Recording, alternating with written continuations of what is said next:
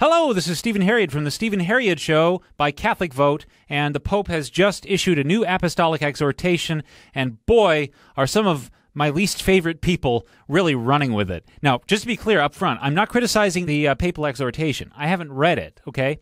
All I know is what is being done with a certain quote from it, which is it's being used to beat some of my favorite people over the heads, and that's not fair. So I just want to come to their defense and counter what's being done with the exhortation. Again, just to be clear, not attacking the exhortation, which I have not yet read, but I am attacking what's being done with it. So there's a particular quote from the exhortation where it condemns the quote-unquote ideological error of valuing one ethical issue to the exclusion of others. And the example given was abortion. We shouldn't over-focus on abortion to the neglect of others, and particularly, quote, equally sacred are the lives of the poor, it says in the exhortation. Well, that's being, again, used to hit people over the head in the pro-life movement.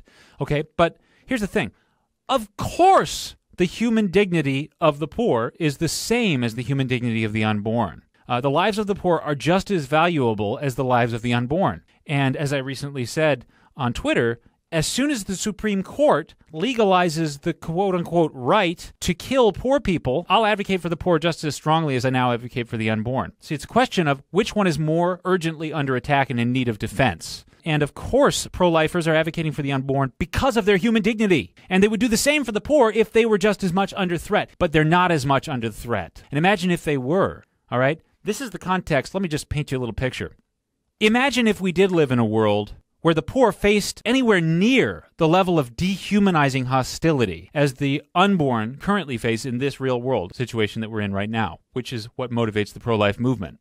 Imagine if the Supreme Court did legalize a right to kill poor people when they inconvenience us or when they devalue our property by moving into our gentrified neighborhood. Imagine people marching in the streets demanding protections not for the poor, but for the right to kill the poor. Imagine people marching proudly with picket signs that said, "Murder the poor without apology," or "My upper-middle-class neighborhood, my choice." Imagine mainstream headlines complaining about state laws that make it harder to kill a poor person. Imagine the ACLU writing letters to legislators saying that they oppose, quote, creating theories of human rights for the poor. Imagine the squishy Catholics at the National Catholic Reporter putting out podcasts about being anti-poor and Christian in the context of a world where it was okay to kill the poor. Yeah, imagine mainstream Catholic commentators arguing that many people of faith find themselves in the middle of the supposedly black and white issue of murdering poor people. It's disgusting. And of course we would stand against that because it would be our Christian duty to stand against that culture of death. Luckily, that culture of death doesn't exist for the poor. Very unfortunately, very urgently, very infuriatingly, that culture does exist for the unborn. And it's the number one priority for many people in the pro-life movement, and they do not deserve to be harangued for it. I know people who are pro-life, but are otherwise more or less opposed to me on every political issue. We get along. You know why? Because they're not monsters about the pro-life issue.